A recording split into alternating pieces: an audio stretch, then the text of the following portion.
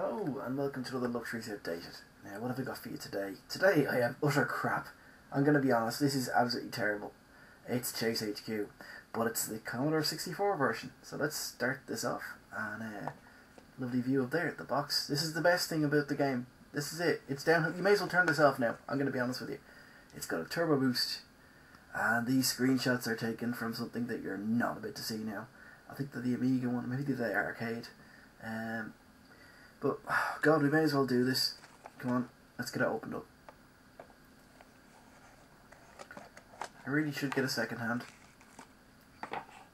Hey, it's some packaging, some of the instructions, and Ocean, Ocean the publisher there. Although I'm surprised they put their name on this, it's that bad. Yeah, it's Chase HQ, and there's some instructions there, and a lovely bag, and again, sorry, I couldn't take any more of that. I just decided to get it over with and just get this loaded up. Chase HQ by Tato. If you're Irish, Tato you will associate with crisps. If you come from the rest of the world, Tato you associate with gaming. Now, the version on the... let's crank the volume up there a bit. Alright, right, the version released on the Spectrum is an absolute piece de resistance, masterpiece. The Amstrad ones are on the Nifty as well. And the Commodore 64 one is just... well, you're going to see it in a minute. We're loading it up here now, and again, normally I'd say let's jump to the game, but this is, again, I'm putting off the inevitable. The Commodore, I always thought, let's see if we can... Ooh, you saw me there? No, let's put this... There we go. I like to remain anonymous in these videos, but I think you saw my nose there. Again, this is... loading it is probably the highlight of the entire game.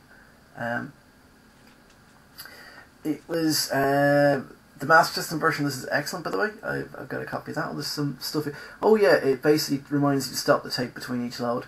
I discovered something really interesting back years and years ago when a friend of mine had this. That when you fail the level, if you hit play, it continues on. Why, I don't know, but it's really after the first level you want to give up. I think Thunderblade used to do it as well. So there's some instructions.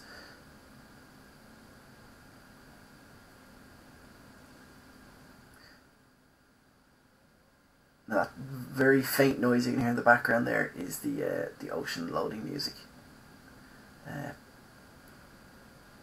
Again, it's better than anything that actually plays during the game. The Commodore, by the way, had some absolutely cracking conversions of many other games. R-Type, brilliant. Midnight Resistance, very good. Boogie Boy is absolutely amazing. I really have to review Boogie Boy. But this is really to show you how bad it is. Now look, there's the... do you remember the cover we saw? So you've got crazy wild hair guy there and his friend who looks like a crash test dummy. And... it's got a sort of weird exploding brown car and there's blue cars underneath. It's... let's see if we can zoom in there a bit. I'll do my usual zoom out and zoom in thing. Yeah, there we go. Zoom out, zoom in. It's freaky. He looks like some sort of wooden crash test dummy doll thing with a bit of a kind of afro going on there. Look at the eyes. The dead eyes. And again, this is not even the... oh, that's too far. This isn't even the worst part of the game. I mean, this actually is one of the better parts of this game.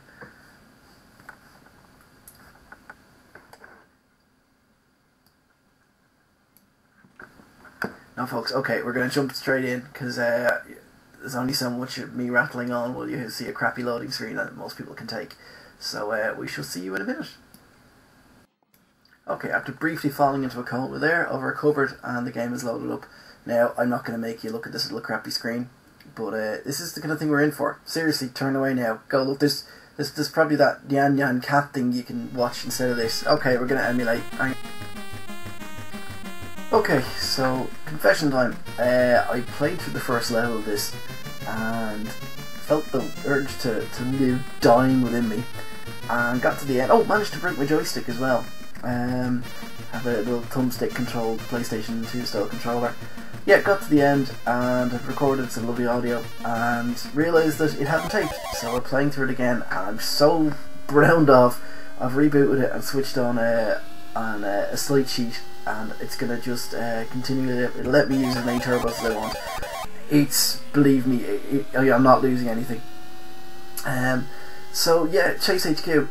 Firstly, you'll notice that you've got the worst of the worst. You've got the worst aspect of the Commodore, which is big, blocky graphics, and you've got the worst kind of graphics you normally get with Spectrum, and they're monochrome. So it's the worst of both worlds there.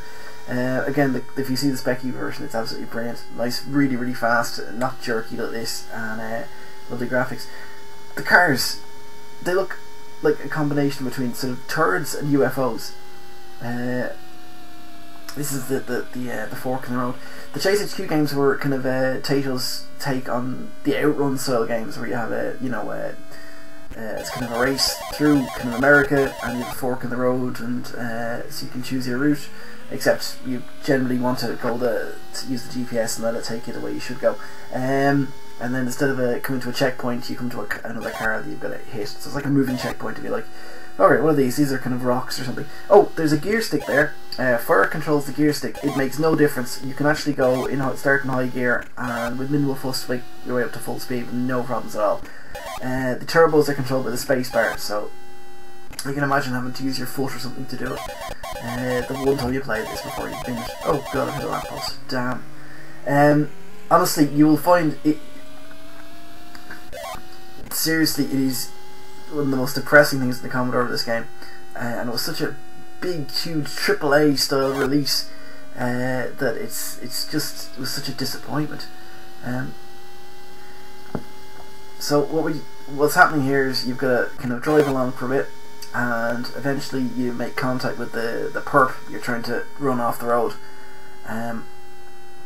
And those little flashing lights, that colour bar at the top should start flashing when we get close to them. And also there's a little distance meter there. Yes, I can really hardly contain my excitement here. Sound is terrible, by the way. You have music which is crap, and it dies the second you actually start to hit something. Oh, there we go. This is our bad guy. He's the white UFO instead of the yellow one, by the way. You can imagine the fun this game would be if you just had the 3 turbos. So the gist of it is try and stay on the road and avoid the traffic, and hit the. You'll notice there's a bar there to your left. As it goes up, he's taking more damage. But he takes enough damage, he's knocked off the road. Your car is indestructible, by the way. Oh look, there's my co-driver is making vroom noises there. If you have a look, the rather kind of homoerotic terms these are bizarre. It's like, more, push it more. They get worse, believe me. This is about the only vaguely entertaining thing about this game. It's just how stupid the oh god, bear down. This is just terrible. Oh, he wants more bear down. Maybe it's Officer Bear and he's down. He's been shot. More, push it more. Seriously, just what were they thinking?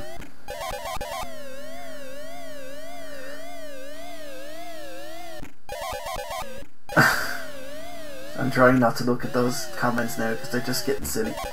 Yeah, so you can imagine the fun you'd have with this game if you use your three turbos at the start and trying to gradually push this guy off the road. Oh dear God. Harder. So anyway, let's sum up now so I could just cry. Yeah, Chase HQ. Oh Jesus, more, push it more, oh my god. Yeah, Chase HQ, not the Commodore 64's finest hour. Just absolutely terrible. Because I'm cheating, I'm going to finish this level, and there's no way on God's green earth I'm going to continue. What can I say in its positives? You could wipe the tape and copy something else onto it. The box could be used as a nice container for things. Oh, we're seeing Daft Punk now, one more time. It's just, yeah, that's basically it. Container for things, possible uses of blank tape. Yeah, I will at some point review the Amstrad and... oh, a little bit of music. I will review the Amstrad and Spectrum versions at some point, but I'm going to pretend there's no Commodore version. Because this is just abysmal.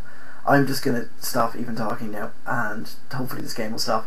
This has been a Luxuries Outdated. It's not been the best, but trust me, I'll have something brilliant next time, honest.